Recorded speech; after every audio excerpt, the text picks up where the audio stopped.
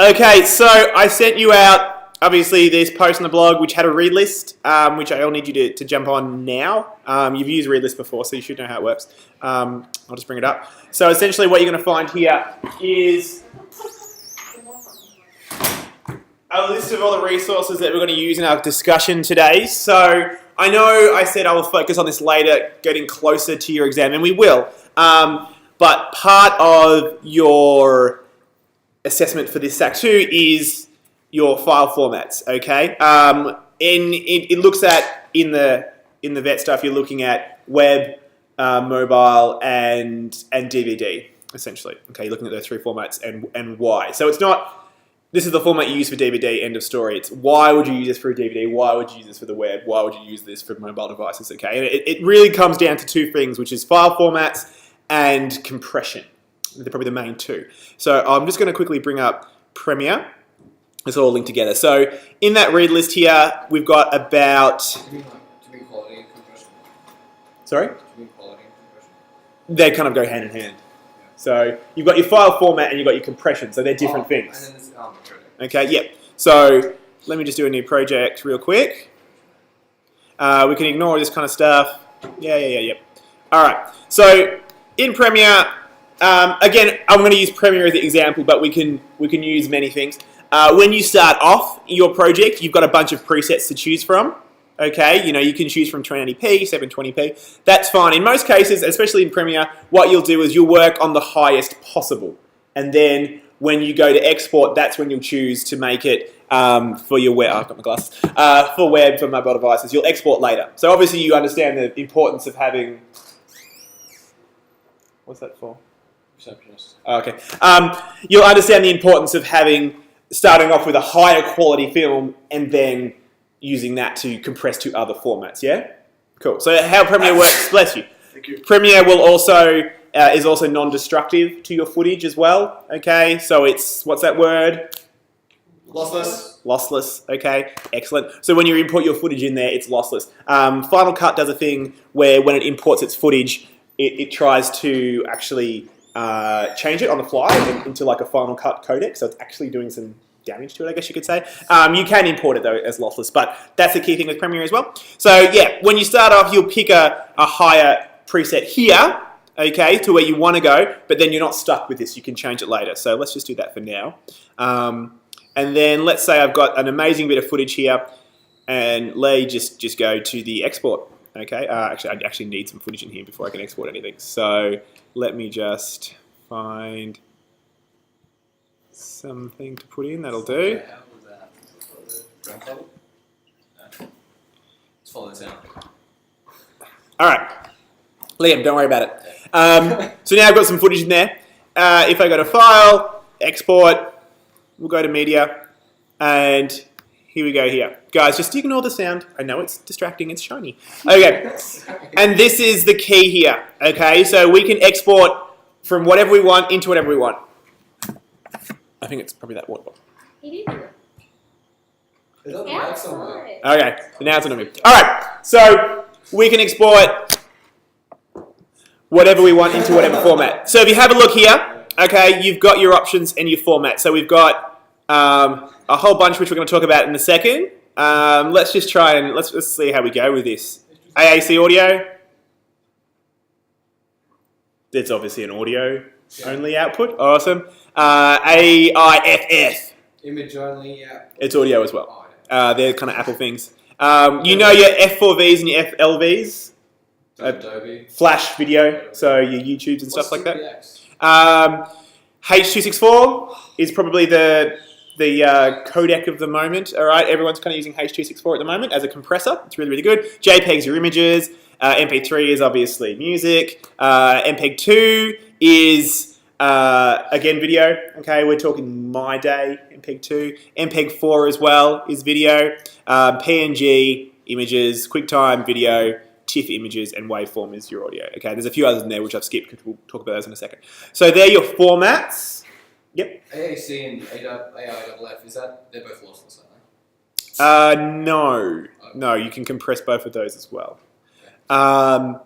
Okay, so they're your formats that you use, and I'm just going to quickly go and change a couple of these so we can I'm just going to go to, say, H.264 for an example. All right, and then you can see you'll get this kind of stuff, which we're going to talk about in a second as well, okay? You've got a few things in here. You've obviously got these numbers, which would be what at a guess? Resolution. Yeah, that's your resolution of your screen, okay, or the resolution that it's going to render to. 1080p is obviously 1920 by 1080. That's kind of where you're going to render most of your stuff these days. That's your high definition quality. That's going to be default now probably for the next few years. Maybe, well, let's go back, say 10 years, 720p was kind of high definition. And then before that, the best we had was, those TVs, which was like a PAL, which I think was about 480p. Okay, so we've gone from in 10 years 480p to 1920, and then next year you'll be seeing these things called 4K TVs will be coming in. You can buy one now, which is I don't even know the resolution offhand by that, but I think it's like 4 or 5 times that 1080p resolution. Okay, so that's 4K. So that's where we're going now, but they're already filming in that. So the new Lord of the Rings, what was it, The Hobbit? That was filmed with those cameras, those red cameras, which are these really high-resolution digital cameras. And so that's where we'll be heading off in a couple of years. Problem, obviously, bigger the resolution, bigger the file's going to be. So there's your resolution. You've then got your frames per second, which you guys kind of know that kind of stuff. 30 frames, 29.97 frames is generally TV, movies to a degree, but mostly TV footage. The footage you film is going to be 30 frames a second. Do you remember what we talked about with cinema and movies? Do you remember the frames that they'd use for those? 24. So movies are 24 frames a second. Okay. And do you remember why that was the case? We chatted quickly about it a while back. Don't need any more. No, we definitely need more. Is it because it can sort of make people nauseous having it so big? Nope. So remember, 24 frames a second movies. When movies started getting popular many years ago, they decided to go to 24. File size No. Is it a hard thing? No. Well, that comes to it, but surreal. It's cheaper. If you have to make 30 frames a second, that's going to cost more film, isn't it? So they decided on 24, yeah, that's kind of a sweet spot. That's how many frames we'll have a second. So it saved film, essentially. Obviously now with digital, that's irrelevant. We don't need to worry about frames, because we've got digital. We don't have to worry about buying film. But like I said, what happened with The Hobbit is he's filmed it at 48 frames a second, which is awesome. You get every bit of detail. Everybody panned it because for the past 50, 60, your entire lives, when you go to the movies, you watch it at 24 frames a second. That's what you're used to. You're used to seeing that kind of slow, I guess, if you compare the two, 48 frames a second or even 30 frames a second, it kind of looks like you're watching a sports show or playing a video game. It's really ultra smooth and people aren't used to that. So they cracked it, okay? Not because it was worse, it was actually better, but they're not used to having those frames. And also other things as well, it caused problems because more frames a second, which means you've got more information on there. You can't hide as much like Davin said, okay? So think of special effects. If you're doing special effects, you've now got to do twice the amount of work because you've got more frames to cover. And yeah, motion blur. You don't get that. They used to do that in 24 frames a second. You could hide stuff because it would just blur. There wasn't enough frames to show the detail. It would blur out. So you could hide all those details. At 48 frames a second, they can't do that because there's so much there. But anyway, that's future. So that's our frames per second. This kind of stuff with variable rate and pass we'll talk about in a second. And you've got your bit rate here. Does anyone know about bit rate? No? All right, we'll talk about that too. So your bit rate is the amount of bits per second. So how much information per second is getting shown. So you can actually change that number as well. So it's using less information at once. Kind of like MP3s. You know how you've got when you get an MP3, I'm sure you guys know you've got 128 kilobyte a second MP3s or 320. You guys in your illegal downloading come across that? I'm sure you have. Obviously the 320 ones are a bit bigger than the 128s. So it's the amount of information per second that it's playing or it's displaying. Okay, so that limits your file size, and you've also got a thing called variable bit rate, where what it'll do is depending on what's on the screen at once, it'll change how much information it needs to show. If it's just a blank blue screen, it obviously doesn't need to use as much information to show that. If it's got a lot of color, it needs more. So we'll talk about that. And then there's your audio as well. So you can change all of this kind of stuff. Okay, you can change your aspect ratios. You can see how they change depending on your screen size. So 16 by 9, you're probably used to. I'm betting that most of your TVs at home will be 16 by 9. They mostly are. The movies, obviously, are wider again. And again, this was kind of a way to get people to go to the movies. You know, back then they used to make these huge widescreen movies to stop people from watching movies at home. You know, go to the cinema, it's huge. And that's why they kind of are doing that kind of thing. So that's your settings there. Field order we'll talk about. Maximum depth we'll talk about. Bitrate settings, okay. Again, I can change that. So how much data I'm using, we'll talk about that. A lot of stuff, all right. Audio we don't need to worry about. It's basically this kind of stuff here. So if I go and change this to say Blu-ray, for instance, you'll see that this will start to change as well, your resolutions. We can jump back up again. Okay, we can change that. Your actual bitrate per second will change. If I then want to go to, say, a web format, let's go FLV, completely changes. Your audio changes, okay? This bitrate changes again. We're going from megabytes per second to kilobytes per second, okay? We'll talk about the difference of that. All right, so that was a lot of words.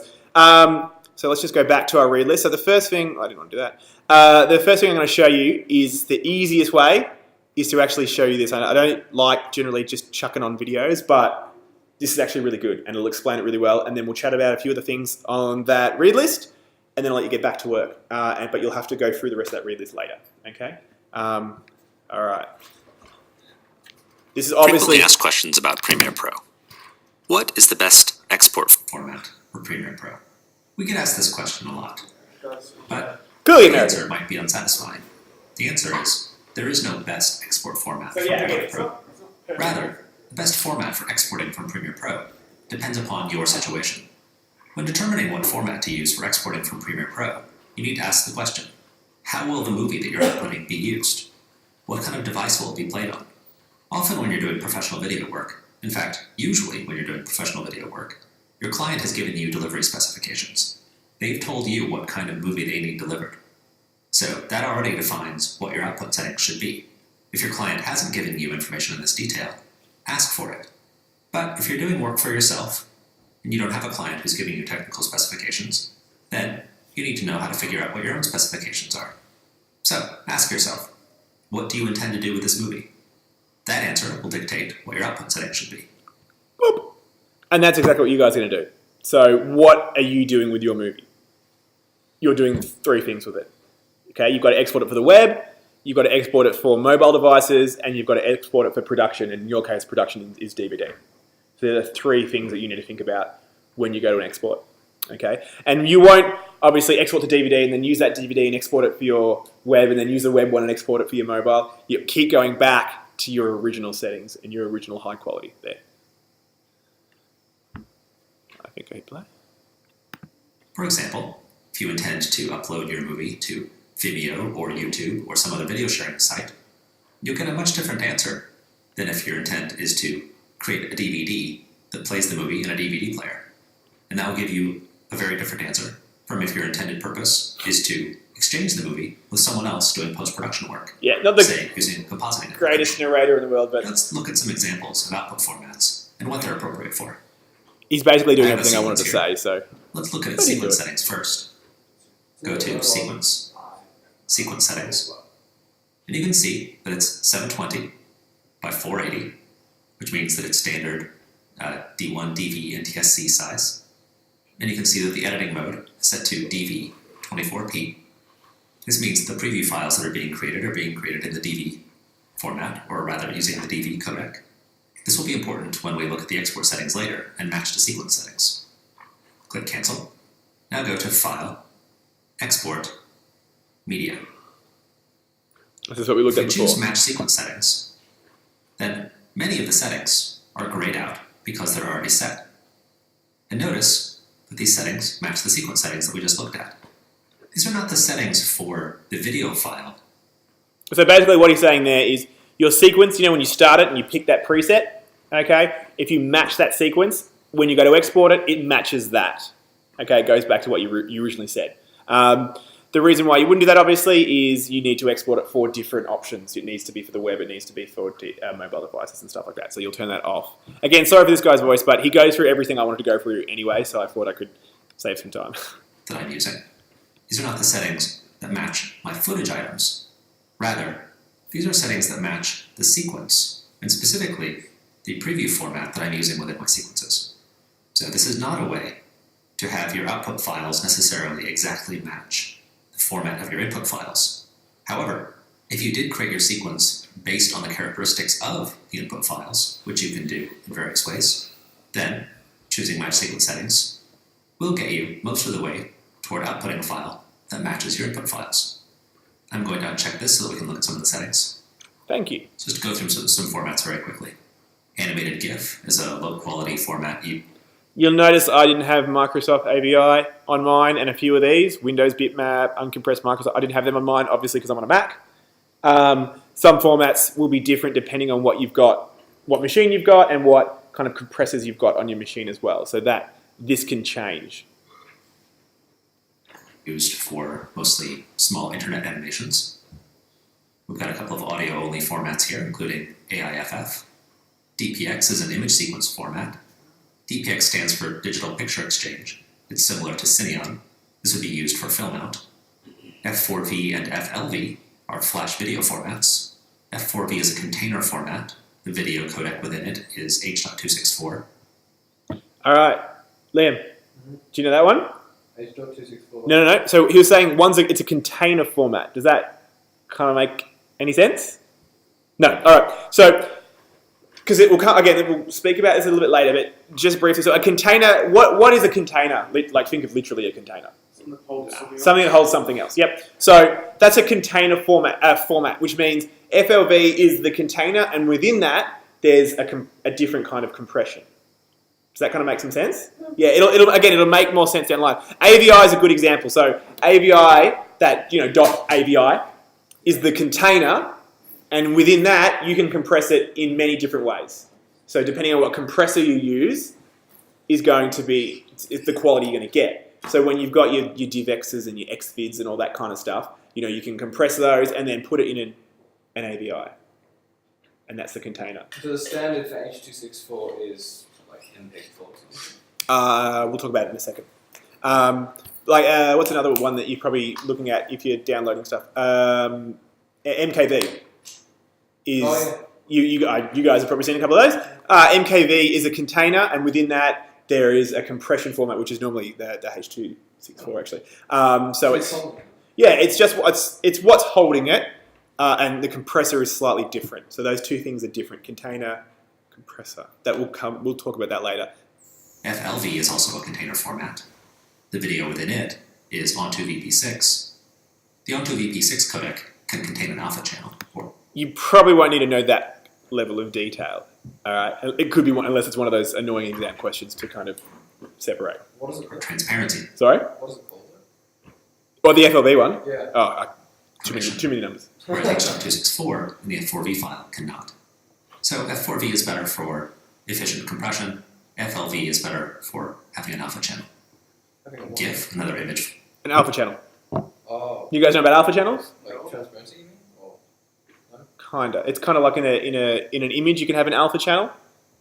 No? All right, we'll talk about that later. I'll just make notes. H.264. We'll spend a little time on this. Yay. H.264 is a rather modern, rather efficient video encoding system.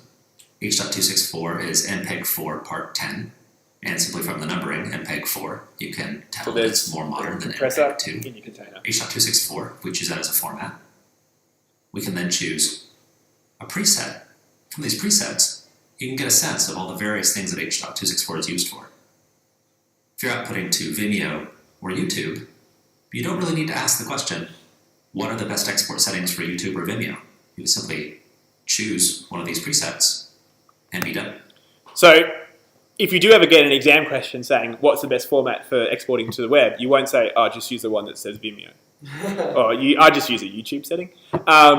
It would want to know why. So that YouTube setting or that Vimeo setting, within that it will have its best compressor. So for instance, the YouTube one would be an FLV, and it would be set to a certain ratio and a certain bit rate and all that kind of stuff, which again we'll chat about later. I know this isn't the most sexy conversation, but it's one of the key ones that come up later. So I just want to touch on it now, and then we'll go back to it later. Other presets. include Apple TV, Apple iPad, Apple iPhone, or Apple iPod.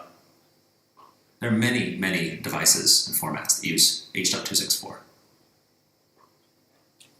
H.264 is also the format used for Blu-ray. Blu-ray is a high-definition format that is distributed on optical discs. It's essentially the successor to DVD. Let's skip on down to DVD. MPEG 2 DVD. DVD is a standard definition format, not high definition, only standard definition. And the video is in M. Does that make sense? So DVDs, all the rage in my day, they're just standard definition. They're not high. They're nowhere near high definition. They're 720. No, that's high definition. They're less than 720. Okay, DVDs are just standard definition. Basically, your 480p. That's all we had when I was young. All right. They look okay. I mean, they still look fine. I mean, but you compare a DVD to a Blu-ray, and it's a miles difference. Okay, and that just comes down because I'm like, well, why do they have that? Why was it a DVD only? All right, I'll pose it to you. Why would a DVD only be standard resolutions, SD? And they did have high definition. They could invent like high definition wasn't new. You know, they could render it that quality. But why would a DVD only be standard definition and a Blu-ray high definition? Size, price. Someone. Yeah, first one straight away. Size.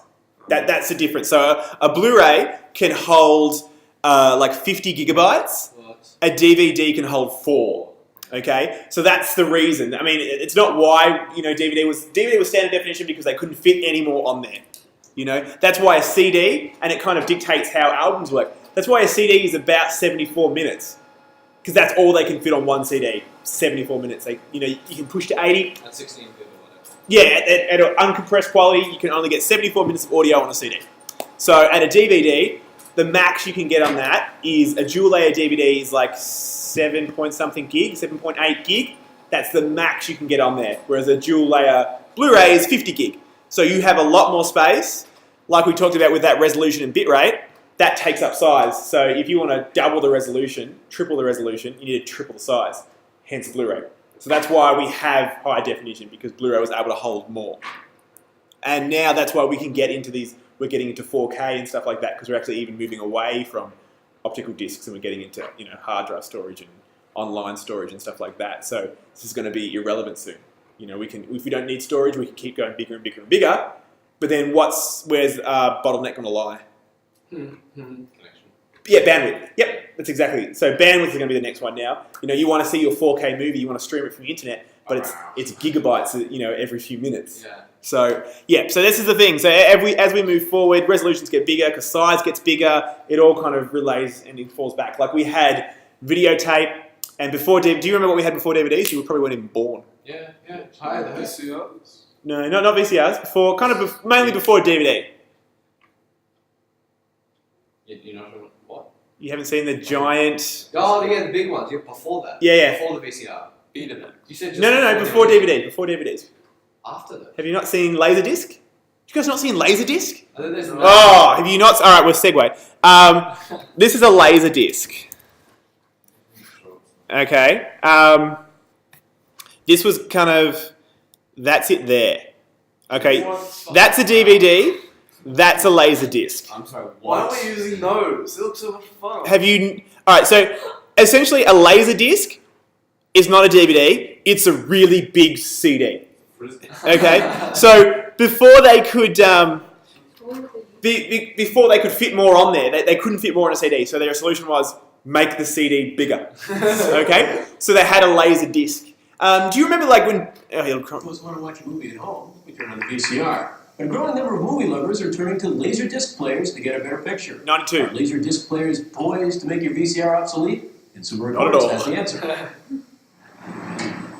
After years of stagnant sales, Look at the size, and you have to flip it halfway. manufacturers are hoping that these machines will do to the VCR what the compact disc did to the LP. But after examining some of the Look at the latest size of it. Consumer Reports says don't rush out to buy one. There are too many trade-offs. Good idea. On the plus side, you do get a sharper picture.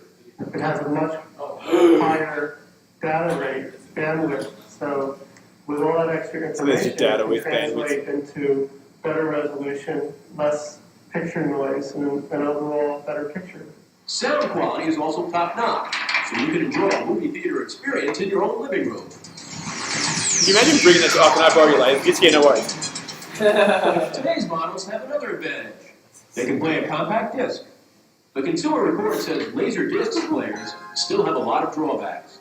Most obvious, they can't record, so you'll still need a VCR to take your favorite shows. And although prices have dropped, laser disc players are still expensive, in the $500 range. That's 92. That's a lot of. That's a lot of cash. You have to buy it at $20, $30, or even $100 a clip. Few video stores rent laser Look at the discs. size of it. So for now, don't give up your VCR. Consumer Report says a laser disc you buy may not do justice to the medium. In their tests, the engineers found the discs they blow are only slightly better in quality. Alright, so laser discs are like Blu-rays today. The people rush out and buy them. no.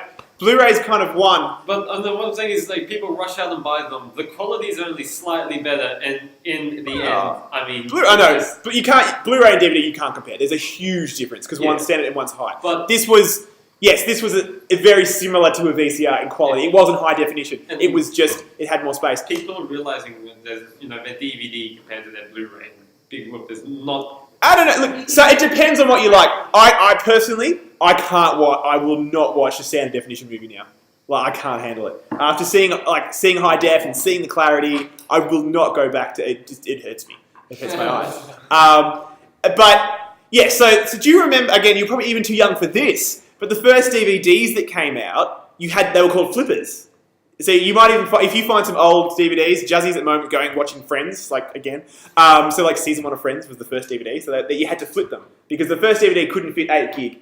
It used to only fit 4 on one side and then 4 on the other side. You had to physically flip them over. Okay. Double layer then. Well, DVDs now are dual layer. They actually have 2 layers on one side, and the laser can actually pick up and go and choose 2. So this is stuff that you don't need to know. But anyway. I have an extended version of Lord of the Rings, and that's the flipper. Yeah. So Laserdisc, those gigantic things, okay, came out middle 90s. All right, you could get Toy Story on there, Jurassic Park's on Laserdisc. But yeah, they were just giant CDs because that's all they could do. They didn't have their compression better. They couldn't make it smaller, and you had to. Is it a good idea to microwave a Laserdisc? Yeah. You had to flip them. So you would get half your movie, and then you would flip it and get your other half of the movie. It was still standard definition. Okay? So, yeah. Anyway, we're off topic. We'll go back. But it was the same, and that's going to continue to happen. We had DVDs obviously came out and they won. Then we had HD DVD and Blu-ray. Even HD DVD was probably a better format, but that. What's HD? Do you guys not remember that? DVDs When high def first came out. The difference between Blu-ray and HD. Yeah, when Blu-rays first came out, Max and Dan, when Blu-ray first came out, there was 2 formats coming out at the same. Two high definition formats came out at the same time: HD DVD and Blu-ray. And a bunch of companies, Sony did Blu-ray. A bunch of companies like Universal went on to HD DVD. And they just battled it out, and then Blu-ray eventually won. Became the more popular format because people buying PlayStations, and that's how they did it. They kind of put it in the lounge room. But they were very similar, and HD DVD is actually, like I said, it was a better format. It was a lot better. It worked a lot better. It was faster, but they didn't have a PlayStation. Anyway, let's get back to this. Sorry for that segue, and then MPEG-2 format. We'll keep going. Notice you can also have MPEG-2 on a Blu-ray disc. This is included for backward compatibility, but it's not usually the way that people deliver Blu-ray. Going back to DVD, I want to make a point. Dude. A lot of people ask the question, how can I deliver my high-definition file on DVD? Well, DVD video is a very tightly constrained format. It is only standard definition. So, you can't deliver high-definition movies in DVD format. DVDs are also a storage medium. So you can write a data file to a DVD, and that data file can be a video file, and that video file could be a high-definition or even digital cinema-sized file. But it won't play. But it's not DVD video. It won't play in a DVD player. So, if you're thinking that you want to create a high-definition movie to play on a DVD, you're probably thinking more you want to create Blu-ray. So, moving on. MPEG-2, in addition to being what is used by DVD, is a very broadly used, very common format. MXF OP1A, this is And the thing too that you've got to kind of take note with these as well is, as these compression formats get better, they get smaller. Okay, so before H.264 we had our MPEG-4, and if I was going to compress something at the same quality as an MPEG-4, it would be a lot larger than H.264, but they would look the same. So as we get these better compression formats, they're better because of that. They can compress data far more efficiently. So you still get the same kind of visual, but at a smaller file size. So is H.264 high def? Yeah. Can't you burn H.264 to DVD? Yes, yep. So H.264, you can, like they said before, remember they showed all the formats you can burn that as? That's fine. But in terms of a Blu-ray, they use that within the Blu-ray. Yep. So then you can have a DVD in high def if you use an H.264. Yes, but like you said, DVD is also a storage device. Yeah, so you could burn a Blu-ray at high def at H.264, compress it a lot so it fits, but you could fit that on a DVD as storage, but it wouldn't play in a DVD player. As DVD players work, normal DVD players, okay? Because it's not a DVD format. Because I burnt a DVD just the other day. I'm fairly certain the program burnt in H.264. Yeah. Because I saw it in H.264, put it in the DVD player once. Yes, but that's different. That's your DVD player, like my computer. DVD players it's reading it as a file format, not as a DVD format. Does that kind of make sense? Yeah. Like my computer will play H.264, it'll play all that kind of stuff as formats. So we're going, ages ago, the first DVD player would only read a DVD, and the way that was recorded, which was a VOB, which we'll talk about later. So yeah, current DVD players that you buy on the market now, you can plug like a USB stick into it, and it'll play it back. It's doing that exact same thing. So it's reading the data file off the disk and playing it back. Cool. Actually, a structured container system And I'm losing that sound. includes MPEG-2 based data. This is the sort of data that's I used know this is, for again, it's DCAM. not hugely exciting, Microsoft but I'm AVI. recording it so you can watch it later. Use the word container a few times, but I'm really going to dwell on it here. Container! AVI is a container format. This means that this file can contain video and audio encoded in any number of different encoding schemes. AVI is not itself a codec. That bears repeating. AVI is not a codec. And I repeat it too. So AVI is not a codec, okay? So it's the container. Yeah, I did, but I said it. I feel way sexier than him. So AVI is the container, all right? And then whatever codec we use will go into there. I'm certain that this will come up. They'll talk about this. If anyone talks about file formats, they'll talk about containers and codecs. They have to. Though I don't think they did last year. But they probably should. All right? AVI is a container, a box, in which video and audio can be stored using any number of different codecs. So when we have AVI selected here under video codec, we see that we have quite a large number of choices. This TechSmith codec is not installed by default.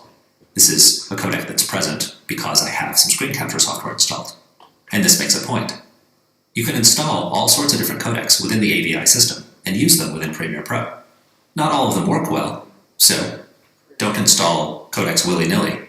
But sometimes if you need to use a specific codec, you can install it into your system, and then Premiere Pro can use it. None means no compression.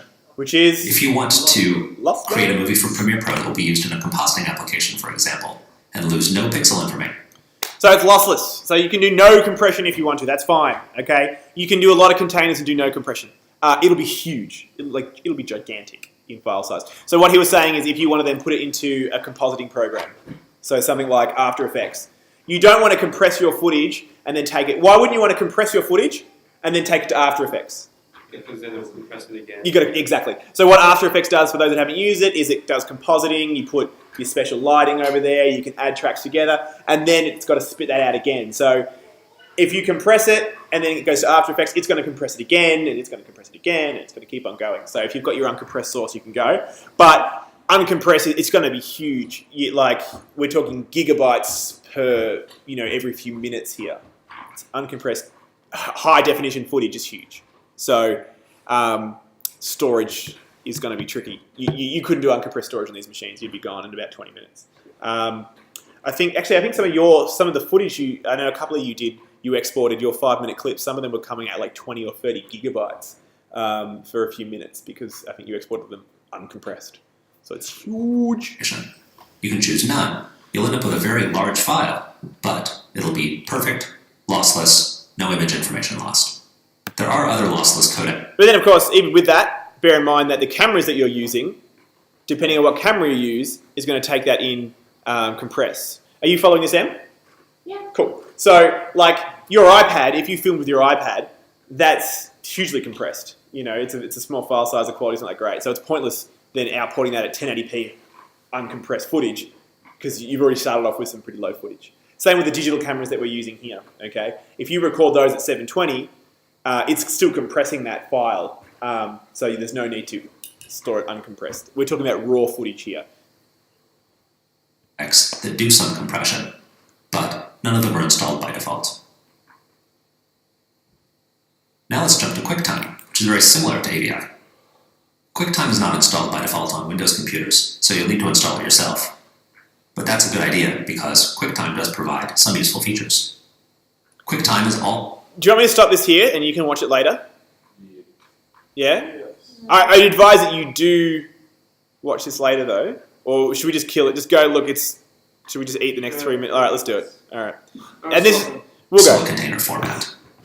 That means that it can contain video and audio in various different codecs. QuickTime, or .mov, is not a codec.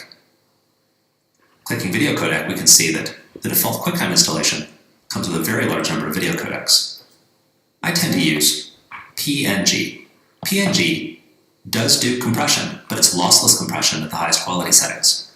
Just like none within AVI, this means that you don't lose any image information. But it does compress the files somewhat, so that they are large, but not absolutely huge. Also, PNG can include an alpha channel, or transparency information. Animation is very similar. Animation also does lossless encoding. It does some compression, although it's not quite as efficient as PNG for photorealistic images. It's actually more efficient for large expanses of flat color, like in cartoons, which is where the name comes from. Animation can also include an alpha channel. PNG and animation, though both good and universal because they're commonly installed with the QuickTime system, are large. They don't play back smoothly on many computer systems because the files are so large they take a long time to read from disk, and they're somewhat computationally intensive. There are other more efficient lossless codecs, but they don't come installed by default. I'll mention some, such as Lagarith and UT, that you can look into, but you'll have to investigate those on your own. Just search for lossless video codecs and see what people recommend.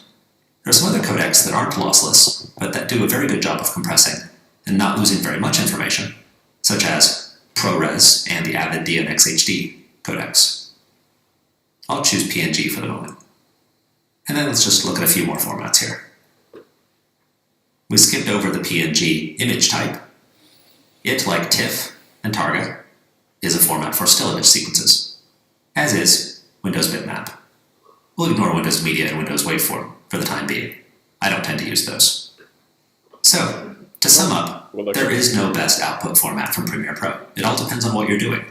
If you're delivering to an online video service like YouTube or Vimeo, use H.264 and use one of the presets. But no way. If you're delivering to DVD, choose MPEG-2 DVD and use the preset. If you're delivering to another post-production application, you want to use lossless compression or no compression so that you don't lose any of your pixel information. But keep in mind that these files will not play back smoothly in a media player. They're not intended for playback. They're intended for further use in post-production. There are other uses for output movies, but this should give you the general idea of what you need to look into. Thank you, Slow Voice. Alright, so that was pretty draining, but that really does sum up everything that Premiere does in its output. Okay. Alright, let me go. I'm going to go through these next ones on this read list really quickly because you can go through these yourself in your own time. So we've seen that. Alright. Let me show you this really quick, which I think I've already got lined up. Alright, I'm going to just rush through this kind of stuff. Okay, so I'm not going to talk about this kind of stuff yet. Bitrate, we talked about that really quickly. Alright, so it's your data rate. It's the amount of information that's going at any certain time or second. Alright, so it affects the quality of the clip and the size too. So you can deliver video using the internet, produce files using lower bit rates. Users with fast internet connection use the files with little or no delay, but dial-up users, do you remember dial-up? Yeah. You guys never had dial-up. Yeah, I had 2 years 7. Really? I had to like halfway through year 7. That's like 56k modems. Download iTunes. Maybe we should think about upgrading. Yeah, the internet was better back then, man. You had to wait. So bitrate is that data rate. 4 hours to download All right. and update. The bigger the bitrate, the more information it's showing at any one time. Okay, bigger file sizes, but better quality. And like I said, you can have a variable bit rate. So 2 bit rates, low and high. If someone said you want high bit rate, you'd have more information at any 1 second. Low with lower information, and variable changes on the fly. Variable is really good. Variable will change, like I said. If it's a white scene, it's going to have a really low bit rate because it's only producing one color. If 100 colors come on the screen, it'll shoot up to 24, 25. You know, it's because there are more colors coming on the screen. So variable is really good to have. Frame rate, we talked about that really, really quickly. Why you have a frame rate, your frames per second. Generally, we've got, 24 frames per second for your movies, 29.97 for film and TV that you'll be doing, okay? Keyframes, again, we kind of won't talk about that, but that'll come into play later on. Image aspect ratio, we talked about that quickly, 4:3, 16:9, main 2. Look, 4:3, I don't think you really ever have to worry about What about mobile device? anymore. What, as in mobile screen? Yeah. Even now, you're looking at 16:9. 4:3, I don't know, when was the last time you guys, other than at your nanas, saw a 4:3 TV? In my garage. Yeah, so One of my house. you don't kind of have to worry about that stuff now. Again, back in what you would have had to do 10 years ago when you were making your movie, is you would actually have to think about that. All right, cool. Not many people have widescreen TVs. They mostly have 4:3. And so when you actually export, was it Morgan that was doing this the other day? You used to have on your screen, you would have your guidelines. You'd have the guidelines for a 16:9 movie and then the guidelines for a 4:3. So you would try and position your footage always within the center. So if you gave this movie to someone else and they only had 4:3 TV, they could still watch it at full frame and see everything. So that's what people had to think about, back in the olden days. Interlaced, I won't talk about that now. We've talked about flash video and obviously HD as well. So that's on the Readlist. You can check that out later. Supported file formats. This is just what Premiere supports and what it can export. So we went through that really quickly on the video. They're all the codecs that they went through on the video. If you guys know what these mean, that'll be good, but we'll do that come revision time.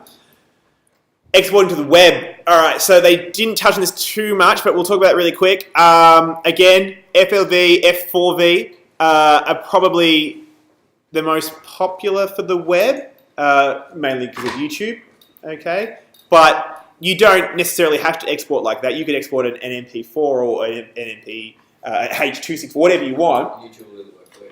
And yeah, well, YouTube will, if you're uploading it to YouTube. But if you want someone just to download your file and check it out, well, it can be whatever you want. It doesn't have to be these. You can upload an uncompressed file if you want to. It just will then come down to bandwidth of the person watching it. So Zoe gave me her doco before, and she exported it at a fairly basic compression, and so it was like 800 meg. It was huge, so she couldn't email it to me. I ran it through an encoder, and I brought it down to web format. It looks exactly the same almost, but I can't tell the difference. It's now on like 15 meg. So again, depending on what compression you use. But if you wanted someone to, again, look at iTunes. If you go on your Apple TV and you want to download your movie, you can download your standard definition movie. You'll get it straight away. Or you can choose the HD version. It's going to look better, but it's probably going to take a little bit longer. If you've got a bandwidth cap on your internet, that's going to come into play too. So you don't have to upload with this for the web. It all comes down to speed and quality. So FLV gives you a really small size for a really good quality. So that's why you want to use it for the web. And it's good for streaming. Do you know how streaming works? Yep. Streaming? Oh, we'll talk about streaming. All right. So obviously streaming is really important for you guys because you don't want to wait for anything. You need to see it straight away. So YouTube streams. So YouTube, when you hit play, you start watching it, and while you're watching it, it's streaming that data behind you. Okay, so it keeps on going. So that's really important. These do that really well. Okay, if I put a an uncompressed or even a H.264, 500 meg file up there, you wanted to watch it, you clicked on it. In most cases, you have to wait for that thing to download, and then you could watch it, okay? Why? Because it just doesn't. It's not designed for streaming. Yeah, it's not designed for streaming at all. YouTube and all these kind of things are designed for streaming, to have that information coming and playing at the same time. And it's a huge file size. So if you wanted to stream an uncompressed file, it's like YouTube. If you want to stream in HD, you need to be on a fast bandwidth connection, and it'll automatically, you'll see it change that automatically. So if you've got a super fast bandwidth, it'll stream HD for you because you've got the speed to do it. So that's your web. Again, you can go through that later. And these are your mobile devices. These, look, even now, this is kind of gone. Yeah. Because even mobile phones now, the resolution on my iPhone 5 is better than the resolution on these computer monitors. So I can see a 1080p high definition clip on my phone.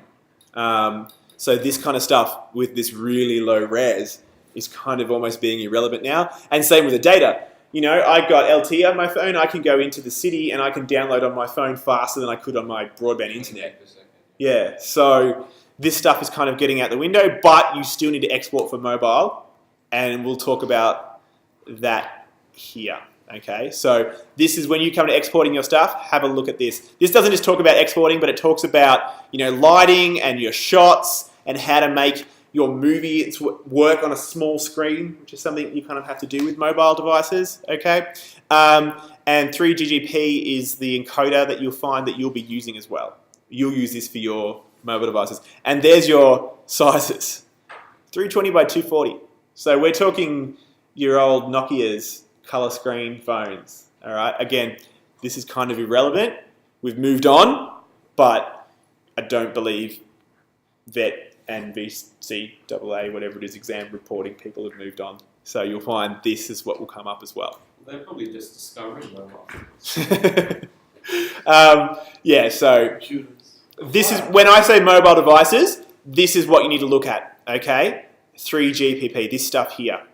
Not, my phone's 1080p, I'll just export it like that, it works fine. It's mobile devices. Right. Okay, and again, iPads have now changed the way that works too. These are mobile devices, but the resolution on my iPad here is actually about 3 times the resolution on those screens. And bandwidth isn't a problem because I've got LTE on this as well. And so as we move on, this stuff just disappears. Cool. All right, so go through that. This here is all about planning, okay? So obviously, the amount of times I've talked about this with you. All right, why you need to do this. Did you point it? I thought you pointed it. Why this is so important, okay? Before you film, before you do animations, why planning is important. All right, and it's plugging Adobe Stories, which is like a storyboarding software. But it's talking about acquiring your footage, choosing your footage, preparing your footage. For you guys that are finding old footage to use, it's talking about what to use and why, project settings, blah, blah, blah. Composition is your shots, planning playback. Again, this is talking about where is it going. You should need to be thinking about this now. Where is this going to be played back? So I need to think about that. Do I need to make sure if it's getting played back on a mobile device, should I not be doing giant widescreen shots where they're not going to see the person on either end of my widescreen shot because their phone is so small? So you've got to think about that. Who is seeing this and where are they seeing it? If it's going for an IMAX screen, well then you've got to put a room. But if it's going for a Nana's TV, then you need to make sure it's centered and focused and small. So you need to think about that. Again, it talks about mobile devices there. Whew. This one here is talking about web, basically your video going into the web. It's talking about those things we were talking about, compression, resolution. But it's quite visual, which is pretty good. It shows you, what they look like, what interlacing look like. So have a read through that. The color, bandwidth, it's actually pretty good. High def checklist. This is a lot of words in here, but again, it's talking about what you need to look for when you film in high def. So that's, again, like we said, when into 48p's, it's causing people problems now because it's so clean and it's so detailed. The same thing happened with HD. When people went from standard definition to high definition, that caused nothing but problems. because now they can see everything. You know, it's super clear.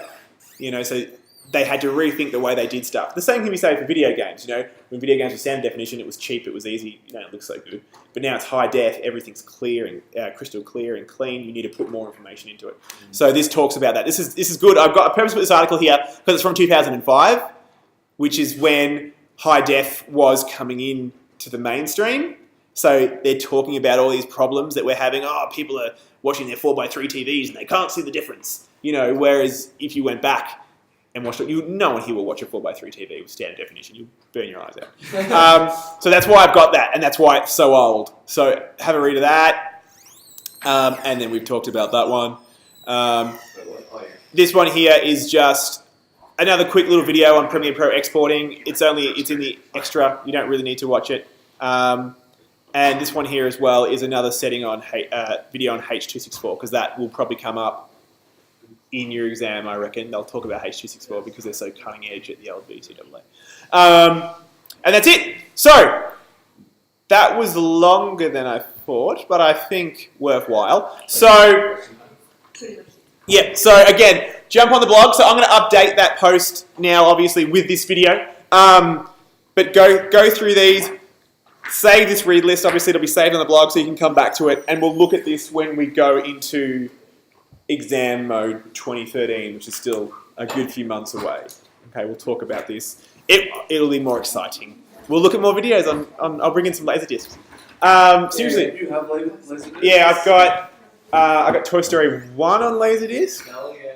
You bring a laserdisc player as well. I wouldn't even know. I'd be at my mum's place somewhere. I wouldn't even know it works. Get one on eBay for $16.50. As in $16.50? Yeah. That works? Yeah, which is an hour. You on eBay before? Yeah. Do it. Buy it. We'll all pitch in. That's like $1, $2 each. I do that. We'll watch some amazing laser discs. You can get have you? And at the end of the year, we'd be like, all right, you get it for a week, you get it for a week, you get it for a week. Well, look. Let's have a look. Have a look at this. Laserdisc titles. I better spell this right so I don't do a dab. Don't do a dabbed. You guys are mean. All right. Let's have a look at the old Laserdisc database. What? Laser. There's not many because it didn't survive. It didn't survive for very long. Hey, question time? Yeah, question time. Question I time. don't see. You did damn. You wrote laser dicks for laser discs. Go with that. Wow, we don't want to do an image search on that one. All right, here we go. Laserdisc database. How many do we have? Histories on. Thanks. Yeah. Does it give us numbers? Laserdisc 900 and Oh wow. 990 laser discs around. That's cool. LB update. Though I'm pretty sure the last laser disc was what Jaws. 1995 or something like that. You're not getting Lord of the Rings. Blade. Blades on laserdisc? Demolition Man. Demolition Man. Oh god, I watched that last night. Mysterious. Actually, let's have a look. This is going way off topic. Last laser disc. Last laser. All right, who reckons the last laser disc movie? Go on, let's do it. Bets. One of the Terminators. Nah. I reckon Star Wars Episode 1. Yeah. I'm gonna put my money there. I think it was Jaws. No, Jaws is the 80s. Like Rambo. Or Jurassic Park 3. I did Fast and Furious 719. All right, Fast and Furious, go on. Let's give us some bets. Last laser disc movie. I'll bet it's something no one's heard of. What's I'm still sticking it. When was Episode 1? 99? Braveheart. Ooh, yeah, that's a good one. The Bicycle Man. Or Gladiator. No, the Bicycle Man. Oh, I want to say Gladiator now. All right, let's have a look. I remember Gladiator. The Bicycle Thief when. Braveheart's mentioned. What? Like Braveheart. Golden Eye. Yeah, Golden Eye. All right, we'll have a look at that one. James Bond. And we'll go here. Probably James Bond. It's so good. Nah, it'll be Braveheart, Gladiator. It'll be that 90s. James Bond. Let's have a look at the other one. I hope this is appropriate for children. What? I'm not sure. It was 2004. According to this site, movies like Braveheart are available. All of these movies came out long after. Blah blah blah. Some Laserdisc 2000. Oh, I didn't answer my question. You know, this is done in like Forrest Gump. Star Wars Trilogy. Boom! Not special edition. Oh. So yeah, we're looking 99, 2000, so it kind of stuck around for a while. Anyway, we're off topic. Questions? Question time. Yep. He mentioned Lagerant's lossless codec. But does that compress? Because he said it was kind of like a PNG one. It's like a photo. Yeah, we won't talk about that now. No, not PNG, not photo. As in the compression, whatever they're using. It was called PNG. Yeah, so that's still it's a like a file format. We won't won't worry about that here. But Lagerant's lossless. I've got that, and that I don't know if they still compress it. It's lossless, but I'm not sure if it's. Like you said with PNG, it's a form of compression, but it's not huge. Don't worry about that because that won't come. If it doesn't come into play with mobile, internet, or movie, then don't stress about it. Okay, what does interlace mean? All right, interlace something. Is it interlace where it does yeah. that? So as I'm recording this in its audio, we can't see Davin's amazing spirit fingers. Morgan. Oh, sorry, Morgan. I am much prettier than Morgan. Yeah, so interlacing is Instead of it being like progressive, it interlaces. yes. Do you want to explain it? Yeah, because I had it explained to me on work experience. Yeah. So, back in the day, things used to. So you'd have all of your 1080p. Yeah. And half of that would show, and then it would switch for the next frame. So you only ever had half of the images showing, half of the screen showing the image. Oh, okay. So Just trying to find it. But being pixels, you couldn't really tell. And then they developed progressive, so they managed to get it fast enough that the whole screen can now show the entire image. Okay. Mm. Like that's just refresh rates on monitors. I mean, that kind of So you know how you used to have 1080i and 1080p, yeah. 720i, 720p. It's what Morgan was saying. One is interlaced, so it shows. The I is it's like half, so whatever half of 1080 is show up, and then the other half show up, and it switches. Does that make? You can see it there. So So you have half of them, and then half of them showing another image. and they go Oh. really quick. When if it's progressive, it just flashes. It takes the full 1080p. Well, if it takes the full 1080, it's just one image, and then the next image, and then the next image. Okay. So- it's progressive is 1, 2. Progressive is good. And It's better. Yeah. So interlace, like Morgan was saying. So it couldn't show the whole image at once. So it showed. every other pixel was. It showed every other line. Yeah. So it showed that, and then it showed the other one really quick, and so that those two going really quickly would give you your one image. Whereas progressive, there it all is straight up, straight dope. So 1080i, 1080p, same resolution, but the actual very different. Again, we've kind of moved on. We're pretty much all progressive these days. Leading on from that question. You? With when you were in Premiere, Yep. there was in the sequence settings, in the output settings, there was a setting for how it would render in terms of this. Interlaced and progressive. No, in terms of the area or something. Have you got it open? I'll tab it. What do you want? Like output, like export media. Like 20 minutes, if that. 15. Yeah. Down here. Yeah. Go Password. up a little bit. Yes.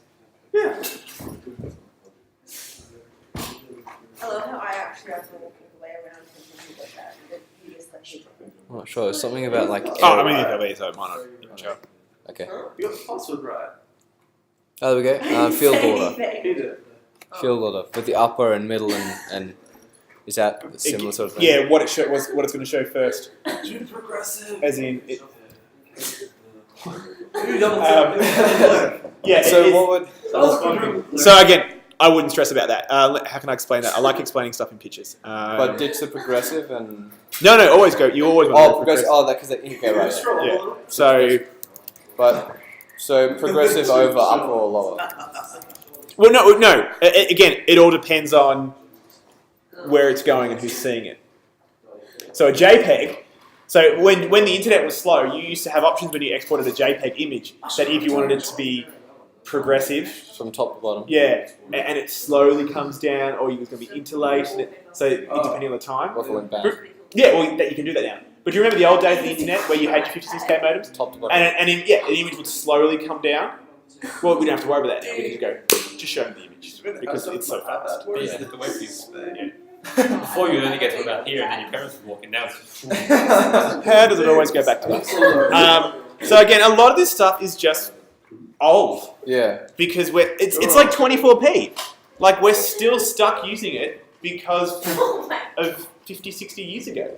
Because we just got used to it. So all these things like field order and progressive and interlake, they're new, they're like 21st century problems. Like, when HD was just coming out, when high definition was just coming out, they needed to have interlay. Too much data. Exactly. So where we go from here, I don't think we're going to have to worry about this kind of stuff again. Because we've gone to a point where bandwidth is now not becoming a problem, storage is not becoming a problem. Bandwidth is problem. But yeah. Yeah, displays aren't becoming a problem. Money is the only limiter now. Yeah. But even that, 1080p TV 10 years ago, 10 grand. You can buy one now in Coles. Like, it's just crazy. So that changes. That's all going to change. So look, here we go. The other thing for games is graphics power, because you can't run 4K like easily, cheaply. Yeah, but you wouldn't, because 4K TV is still. I think a 4K TV now you're looking at about 20 grand. You can buy them. Yeah, but 4K monitor I think is one of them for like 5 grand. Yeah, but you need like I said, there's not many computers that can run a 4K monitor. The new Mac Pros can. They can run 64. good cardio. That's ridiculous. This could Increases your core strength.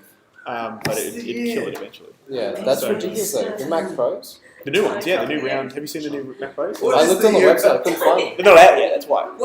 They're garbage bits, they're round. But you could build a machine now that will handle 4K. Yeah, but a graphics bloody card, expensive. Graphics card couldn't push like Crysis 3 in 4K right now. Pushing it. You have to get like Have you check out? 7-way I'll send you a set. There's a site called Digital Foundry which does exactly that. It tries to test graphics cards. And, all right, their reason the article was trying to get 4K Crysis 3. What can run Crysis 3 in 4K? And it's a really good answer. Wow. All right, cool. I'll stop it there.